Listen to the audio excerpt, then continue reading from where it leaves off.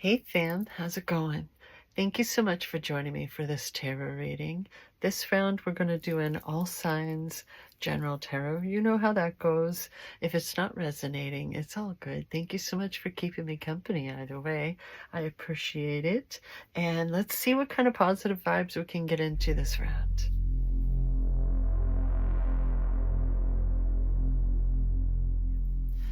I've already pre-shuffled, so let's go ahead and cut the decks together, beginning with the archetypes. The comic. Comedians always amuse me with how they tend to be when they think no one's watching.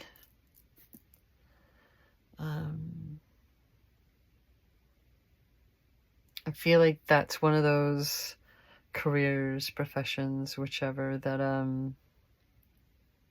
can be very underestimated and misunderstood a lot of the time. And people who are naturally inclined to always try to lighten the mood in the room, you know what I mean? To level it back out at least and make people smile. A lot of times when it's just people doing that and that's just how they are, all too often it's someone who has experienced a lot of pain, a lot of sorrow, a lot of loss and depression that most have no idea has even been going on. And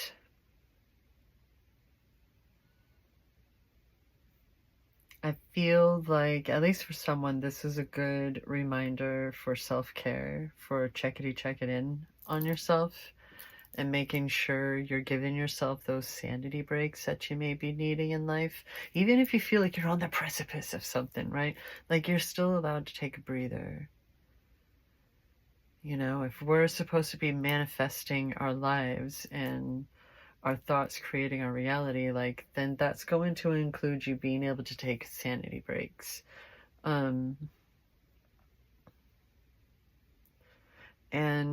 ultimately, a lot of times it's just us guilt tripping ourselves because that's either what we're raised to do or that's just what life, you know, has kind of molded us into with the choices that we ourselves have made, right? So just be careful in how you're always being that one lightening up the mood and making people happy. Your version of people pleasing, okay? Let's move on to the Believe in Your Own Magic Oracle deck. We keep seeing this card lately, don't we? I always find it funny how, like, it'll be like certain ones that'll kind of cycle through a lot, and it's like, well, it's like they're, you know, they meant what they said or something. My goodness. So this card tends to come up when someone's been dealing with the dark night of the soul, when no matter how it appears on the outside, right, on the inside, we're in a very dark place. And may have lost track of time in there, or for some reason felt like you deserved to be in there, like you were paying penance or something. And all too often, my issue with that is paying penance, like suffering the consequences of others, right? All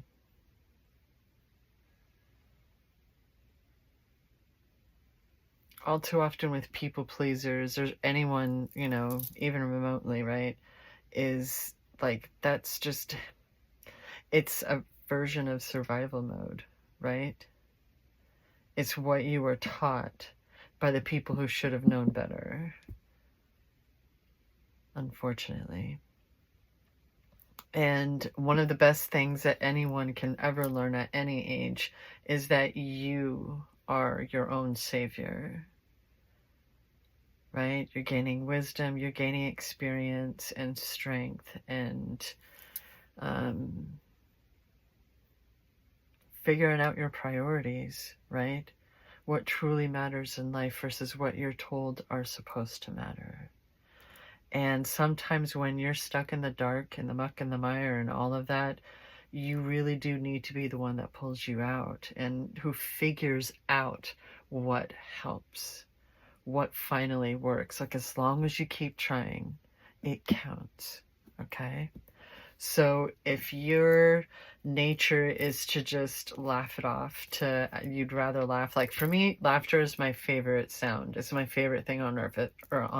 Hello, um, words. As long as it's not malicious, right? It's my favorite thing ever. And human. So this is, if that's not resonating with you, that's cool. I still appreciate the company and all that grooviness, but this definitely feels very for a specific type of person right about now. So let's see what we can get with the clarification, man. Oh, not too bad that time, not too bad. We're just being silly. It's YouTube. Let's lighten the mood back up a wee bit. Clearly, we need to, okay? It's a moment. All right. So I have a tendency to consider tarot as like its own little story and such, like maybe this is a prologue and all that good. So what's chapter 1? The Page of Wands.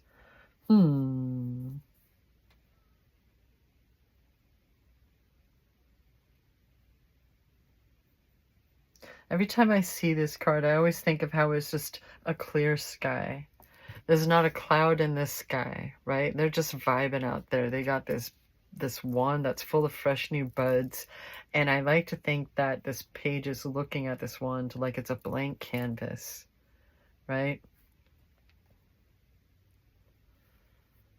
Like when you're a writer and just writing and filling pages is what you do, and you just see a blank book or a blank notebook or whatever the heck, or just, oh my goodness, I'm about to fill you up, right? Like, what am I going to do with you? It's speaking to me of like new beginnings and stuff.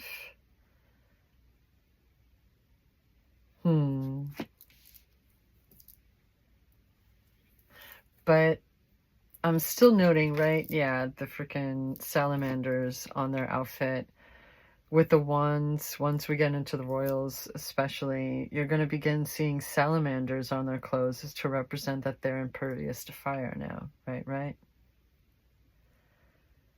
And like they've been through so much and they've come out the other side and they're resilient AF. They're courageous and strong. Like, I can't go around putting people in bubbles and nothing bad ever happening to them, right? I can't keep them permanently safe, unfortunately, although I would try if I could, if it wasn't even an ethical, situation. But whatever, moving on. So I don't know anybody who would allow that, right? Because life is gonna life, and there's always good. As long as you allow it in, there's always good to also experience. So what's the problem? What are you know what I mean? Like, the more you learn, the more you go through, the more wise you become, the less you have to deal with that kind of crap, because you're not going to put up with it anymore, right? And so then we come to the, side of the ones that speaks of passion and creativity and feeling like, well, now, what am I going to do with you? What's the second card? Chapter 2. Oh, there we go. The 5 of Pentacles. This card speaks of lack. But I always notice how they're in movement, right? Even without shoes, even seemingly wounded. The wrong kind of clothes for this weather. They're still in movement. They're not huddled under the window. They're not crouched or anything. They're in movement. Where are they going, right? Why are they in movement? Why do they feel like they can't stop? Like they have to keep going and working themselves to the bone just to be able to pay bills, right? What about this doesn't seem right?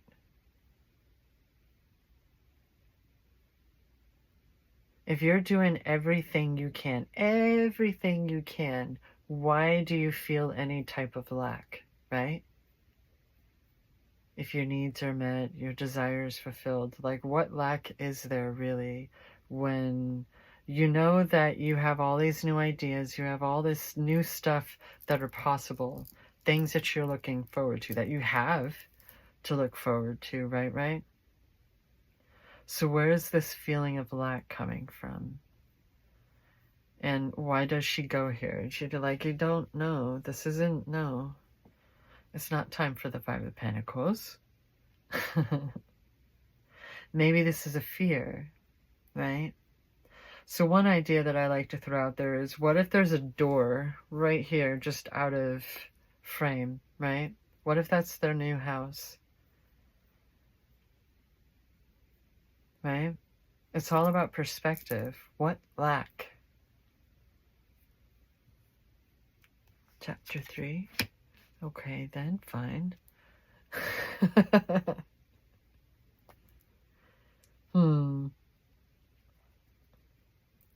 have so many questions whenever I see this card. Why 4? Because on the one hand, I like to refer to it as the never again card. Never again. Kitty's gonna kitty. Right? Like you can see and smell bullshit from a mile away now, right? And it's not welcome. But then my question is, or my concern is being too closed off, right? Like, where's the line for you? Where's the gray? So that you can at least meet new people. Put yourself out there and try whatever that looks like for you, right? I'm really shy too.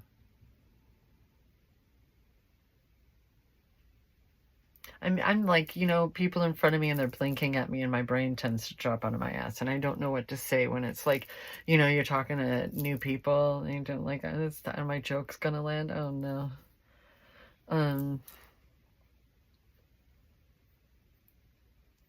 But the thing that always gets me when the color white shows up in this old school deck style, it tends to speak of innocence and purity. But what I'm feeling like is there's a lot of hard lessons you've learned that when we get down into the root core, the root cause, it was something that was done to you and forced upon you, whether it's a lifestyle, right? A way of thinking, a way for your subconscious to speak to you. The things that you found, that you may not have liked, but it was what you were used to, and therefore that in and of itself, like you kind of enabled it, right? All of these dominoes, these connecting of the dots.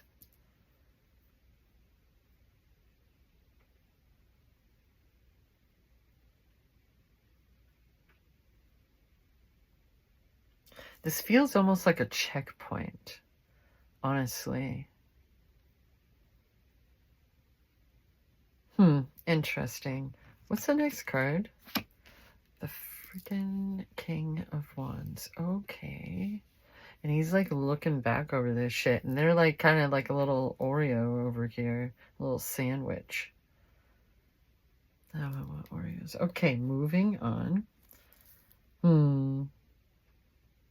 The thing about the King of Wands, King and Queen of Wands, is they're like the phoenixes of the tarot because they've gone through the trial and error of life. You know what I mean? They've gone through the trial by fire and they've survived. They're impervious to fire. Remember the whole salamander thing, right? So, like, does that put these into past tense? Like this is a part of the origin story. But I almost forgot to, I do want to remember to point out that Even if you're just sitting on your butt and you're like, I'm not even going to do anything right now, that in and of itself is a choice. So be very careful about selecting that one. It may blow up in your face and you don't need that. And because you're too busy, la la la la la, you're not even going to see it, okay? Moving on to what's going to come up underneath the Page of Wands. The Three of Pentacles, which is a card that speaks of harmony, right? I like to think of it as the card speaking on co-creating with the divine. And like, seriously, as long as you're the one at the chisel, I have nothing to complain about. 2, 3, and there's a 5. There's a 6 up there, technically. Anyway,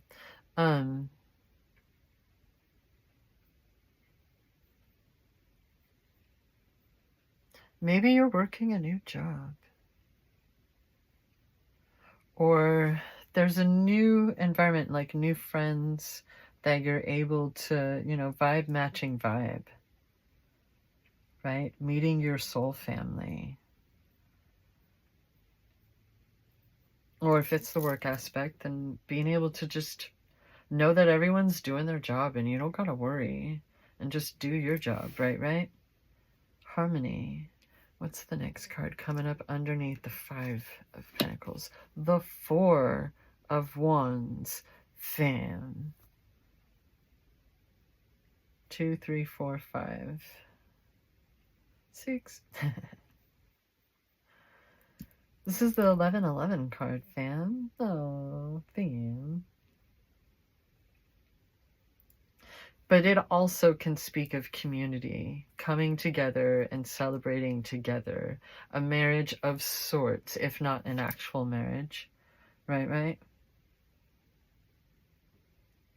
It's good vibes either way. So yeah, that's really putting this into like past tense kind of perspective. Like the stuff that's made you feeling like you came from lack. Little tap tap. Was that a kitty? And closing where you had to close yourself off for a little while. You were in survival mode. But now we're talking about opening up to others, new experiences, a merging of swords, yes. What's coming up underneath the 2 of Swords? The Magician. There's the one. Hello. Goodness gracious. Kitty sneeze. So then,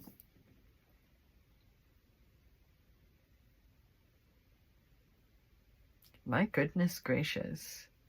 Definitely a lot of passion and courage and creativity.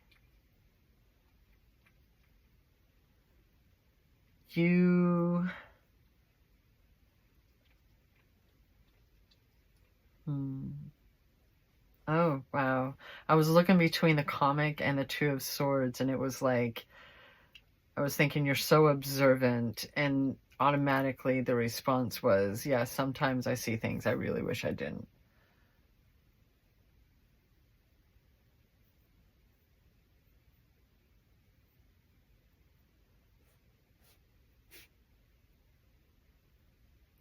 But there's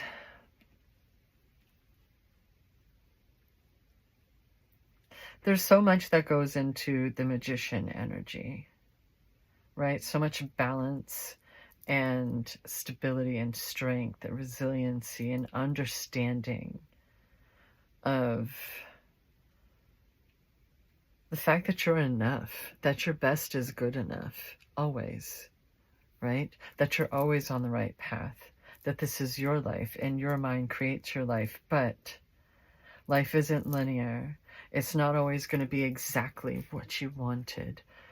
That's why it's always the question of like my favorite Neville Goddard quote. Some people are probably really tired of me bringing this up, but how would you feel if you were free? Right? How would you feel though? Because we evolve as people. So the things we want, the things that we desire, lifestyles as well as decor, man. Like what? They change and they evolve with us, right? Or not, whatever. Be cozy. And you've definitely been using this life to figure that out for yourself. But we still began with cards like these. So don't get cocky.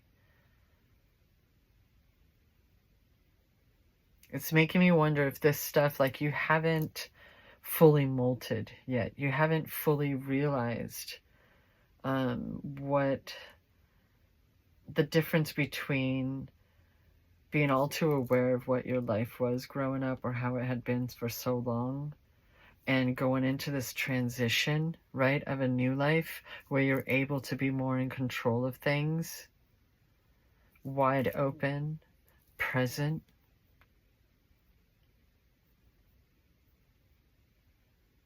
Having people that you can trust who are going to be right there celebrating with you, as well as right there elbow to elbow working with you in harmony, right, whatever that is.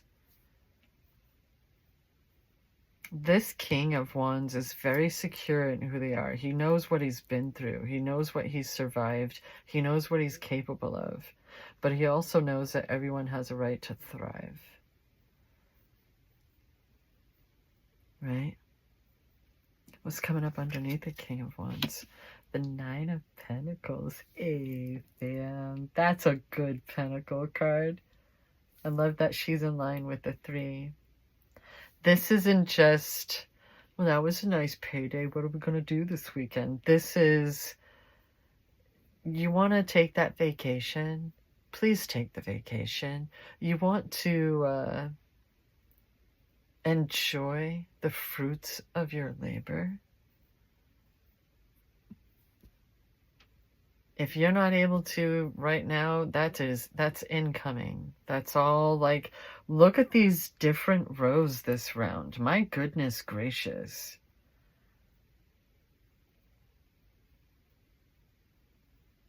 You are more than capable of not only evolving and changing your life, because I like to remind people, you can have as many fresh starts and new beginnings as you want. This is your life, right? What are you going to do about it? Are you going to wait, or are you going to live it? Because it's time to live it. It's time to paint the sun back into your sky and live again. Stop being so observant. Stop worrying about what anybody else is doing and get on to your own life. And open yourself up to the harmony that's right there. Right? What's the epilogue? The 3 of Cups. Oh, babe. Oh, so much celebration and collaboration and such. My goodness gracious, fam. Oh, it looks good. What are the extra notes? Jeez Louise. Oh, okay, fine. It's all good.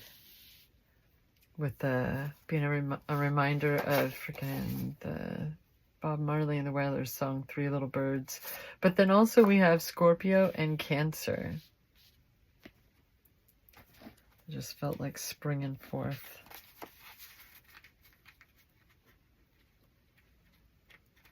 So let's check the numbers. We have 2 3s. We have 11 represented twice as far as I'm concerned. But we also have the chronological action going on. No, yeah, 2 3s. Goodness gracious, fam. The numbers are always numbering, aren't they? If you had told me that 20 years ago, I would have been so offended. Like, why do you gotta talk to me like that? What's your problem? I've been nothing but nice to you. Oh, fam, who are the Scorpio and who's the Cancer? What's going on there? What's happening?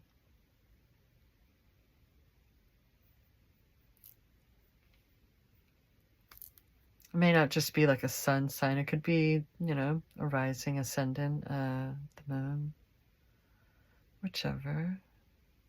It could be representing, you know, I like to say that Scorpios are among the 2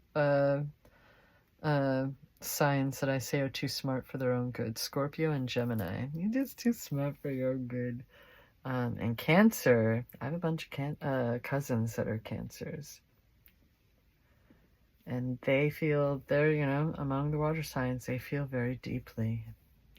No matter, even if they're trying to play it cool, right? I see you. Anyway, you tell me what's the deal with the Scorpio and Cancer. Hey. Thank you so much for hanging out with me for this whole reading, Tham. I really appreciate the company. I really do. And always remember that I love you.